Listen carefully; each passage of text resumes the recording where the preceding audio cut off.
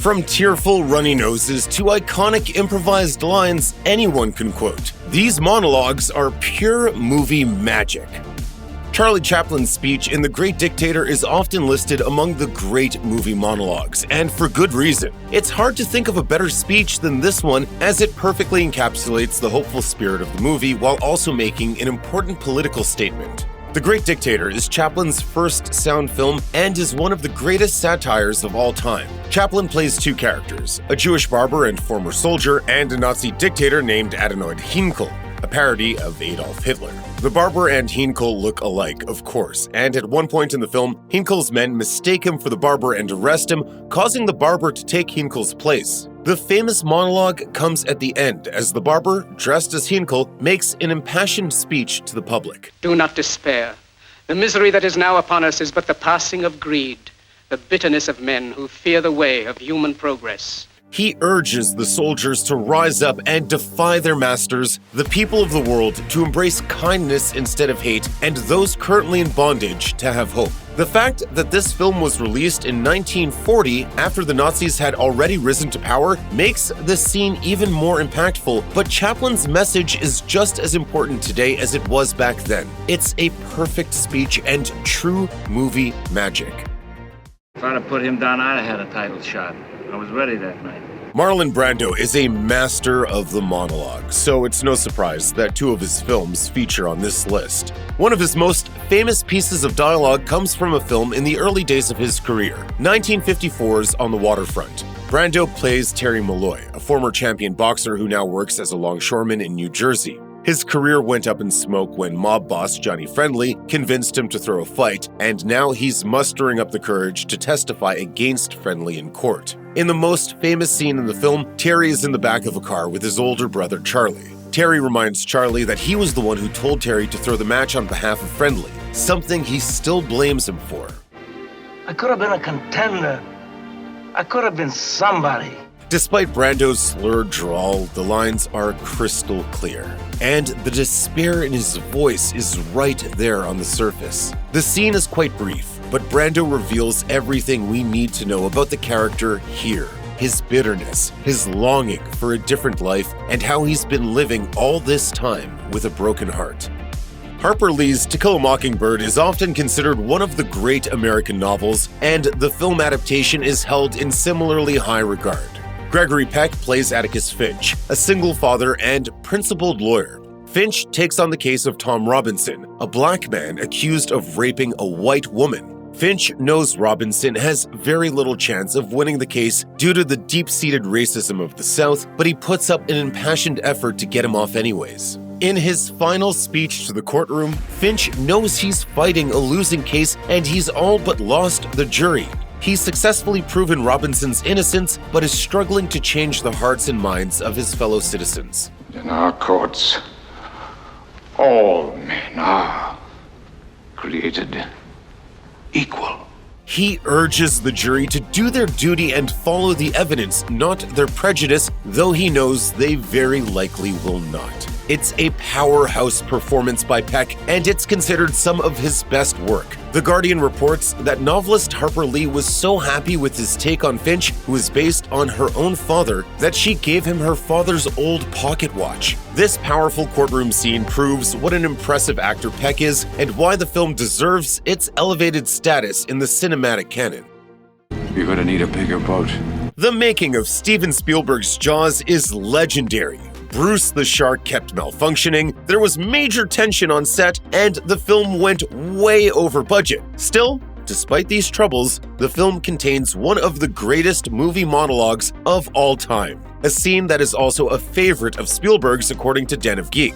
The monologue is delivered by Quint, the grizzled Captain Ahab-like shark hunter who joins Hooper and Brody on their boat, the Orca. Sitting in the cabin one evening, Quint shares the harrowing real-life story of the USS Indianapolis, an event that mirrors their own predicament. He describes the 1945 disaster. 1,100 men went in the war.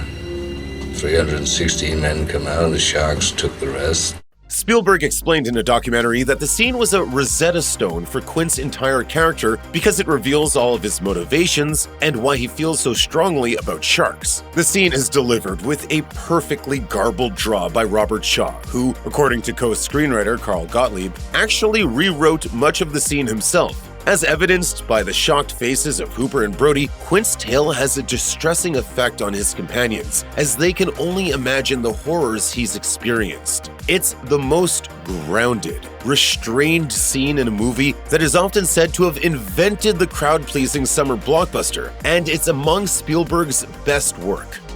Network is one of the great films of the 1970s, and its brilliant take on the dissolution of television ethics is still relevant today. The film follows old-school news anchor Howard Beale, who's forced into retirement after a drop in the ratings. Beale is incensed and goes on a televised rant in front of the nation. The most popular monologue in the film is probably Beale's famous tirade, I'm as mad as hell, and I'm not gonna take this anymore!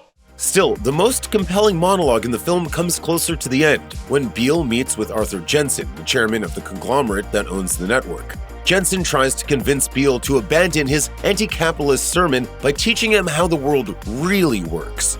Jensen, at the far end of a very long table, tells Beale, You have meddled with the primal forces of nature, Mr. Beale, and I won't have it! He adds that there is only one natural force that rules the world: money. It's an extremely bleak sentiment, but his booming voice and the unique way the scene is shot, with the camera getting closer and closer to Jensen as the monologue goes on, makes it impossible to tear your eyes away. Francis Ford Coppola's Apocalypse Now is one of the most famous movies ever, perhaps partly because the behind-the-scenes drama has become so legendary. Still, despite the harrowing circumstances of the film's production, Coppola was able to capture some of the greatest scenes in film history. There are a number of celebrated moments in Apocalypse Now, but one monologue in particular stands out. Marlon Brando was famously difficult to work with on set, but all of that strife resulted in a scene involving Colonel Kurtz. Bathed in shadow, the rogue Colonel Kurtz recounts the horrors of war, reflecting on the circumstances that have brought him to the jungle where he now rules his own small kingdom. Kurtz tells Martin Sheen's Captain Willard, I've seen horrors that you've seen, but you have no right to call me a murderer. You have a right to kill me. He goes on to describe these horrors in detail, explaining how he felt when he saw children who had their arms chopped off and thrown in a pile. Having seen the worst of humanity, Kurtz has abandoned his own sense of morality and descended into a kind of principled insanity. Much of Kurtz's dialogue was based on Brando's own improvisations, and despite the effort that clearly went into the complicated performance, the scene feels effortless. Film characters don't often have the chance to make philosophical speeches just before their deaths, but in a world filled with robots, things work a little differently. The original Blade Runner film gives us one of the greatest sci-fi monologues of all time, delivered by a replicant, a humanoid robot named Roy Batty. The film follows Rick Deckard, a former Blade Runner whose job was to hunt down and kill replicants who are now seen as a threat to humanity. Batty is one of the rogue replicants that Deckard has been sent to kill, and his final scene is one of the greatest sci-fi moments ever captured on film. Batty saves Deckard's life and then, realizing his time is up, reflects on the nature of his existence. I've seen things you people wouldn't believe. He describes the amazing things he's seen in his short lifetime, summing up the experience by saying, "All those moments will be lost in time, like tears in rain."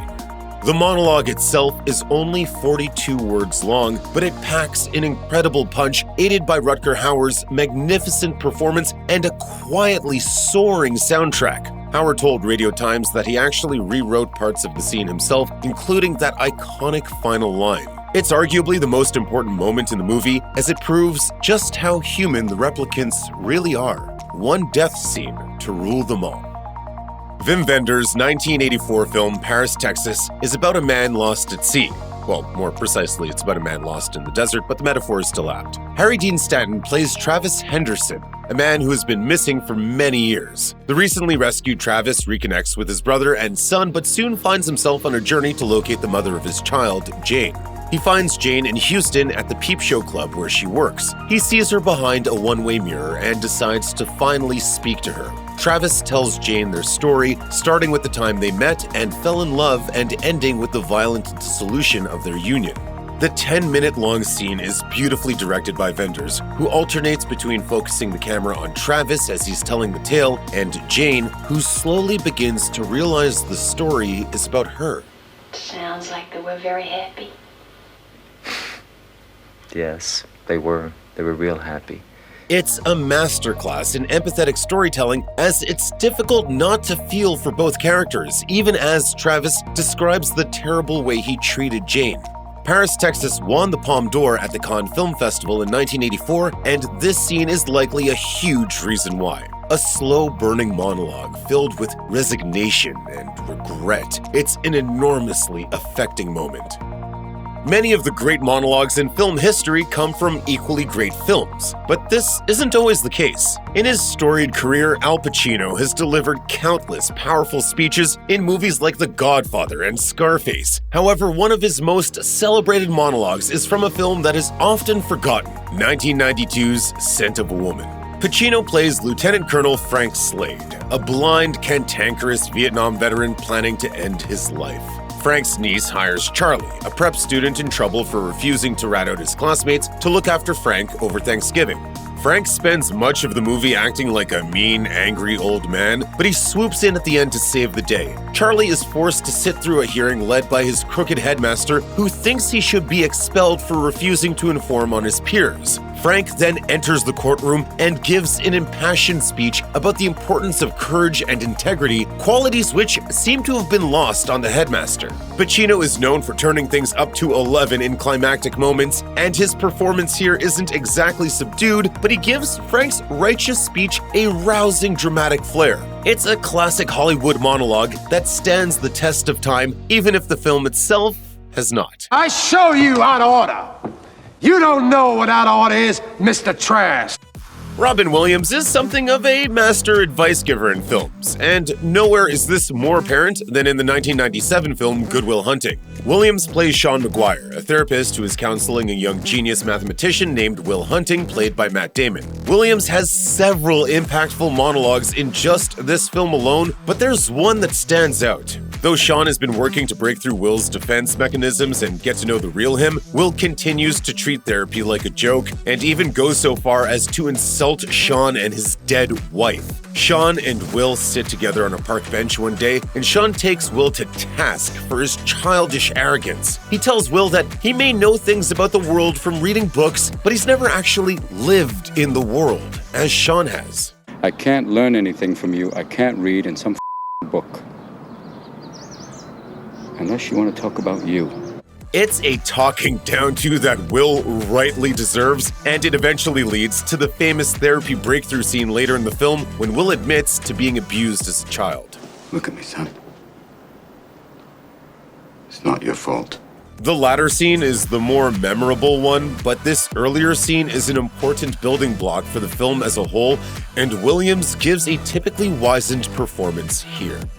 Denzel Washington is one of the great contemporary masters of the movie monologue, and you don't have to look far to find some legendary ones. From Malcolm X to Philadelphia to Macbeth, he's an actor of almost unparalleled strength and gravitas. One of his very best monologues is not a political speech or a drawn-out soliloquy, but a short, volatile scene from the 2001 film Training Day. Washington plays Alonzo Harris, a crooked LAPD cop who's forced to start working with a rookie, played by Ethan Hawke. By the time we get to Washington's greatest monologue, Alonzo's time has started to run out. Though he previously ruled the neighborhood with an iron fist, his hold on the community is starting to slip, and the Russian mob has a hit out on him. He tries to reassert his dominance by giving a threatening speech to the local gang members and onlookers. I'm gonna burn this down. King Kong ain't got on me. Training Day may be a gritty crime movie, but this scene feels very Shakespearean in nature, which makes sense considering Washington is a Shakespeare-trained actor. Though he's trying to remain an alpha, you can hear the desperation behind his threats, and Washington's dramatic rhythm is spot on. Washington's work here is made all the more impressive when you consider that he improvised the famous King Kong line, which marks the powerful climax in this speech. Paul Thomas Anderson is a filmmaking legend with numerous beloved films under his belt, but one scene and one line of dialogue stands above them all. Daniel Day-Lewis's delivery of this line from the 2007 film There Will Be Blood is one of the most iconic lines of the 21st century and is a small part of a great cinematic monologue. The line comes in the film's final scene as the two rivals face off. Eli Sunday is a preacher who has long tried to seize power from the megalomaniac Daniel Plainview. Daniel holds a grudge against Eli because of the time Eli forced him into a baptism, so when Eli comes to Daniel's door like a beggar, Daniel can't help but point out his hypocrisy. Eli offers to sell a piece of his oil-rich land to Daniel, and Daniel tells him that he's already drained the land, leading to this famous line, "I drink your milkshake." Eli made a huge mistake coming to Daniel like this, as Daniel has reverted into the worst version of himself, misanthropic, cruel, and bloated with wealth. While the milkshake line is incredible, the cruelest line comes earlier. "You're just the afterbirth, Eli. No. Slithered out on your mother's filth." The scene ends with Daniel killing Eli with a bowling pin, completing Daniel's transformation into a man devoid of humanity. Chilling stuff. Any movie monologue list needs at least one Viola Davis scene, and her performance in Fences is among her best. If you weren't convinced of Davis's brilliance before this movie, you certainly will be afterward. Fences is an adaptation of the August Wilson play of the same name and follows a married couple, Troy and Rose, along with their son Corey. Troy never got over his dream of becoming a professional baseball player, and he takes his frustrations out on his wife and son. In one climactic scene, Rose confronts Troy about his cheating, and he tries to justify it by explaining how hard it's been. It's not easy for me to admit that I've been standing in the same place for 18 years. Well, I've been standing with you. With tears streaming down her face and snot literally dripping into her mouth, Rose lays out her desolation, explaining how she had to bury her wants and needs to stay married to Troy and find a reason to keep living. Troy doesn't reflect on Rose's feelings, of course, but she lays them out with devastating clarity. I took all my feelings, my wants and needs and dreams. I planted myself inside you and waited to bloom. Davis gives a tour de force performance here, the kind you have to remind yourself to breathe while watching, proving that she's really in a league of her own.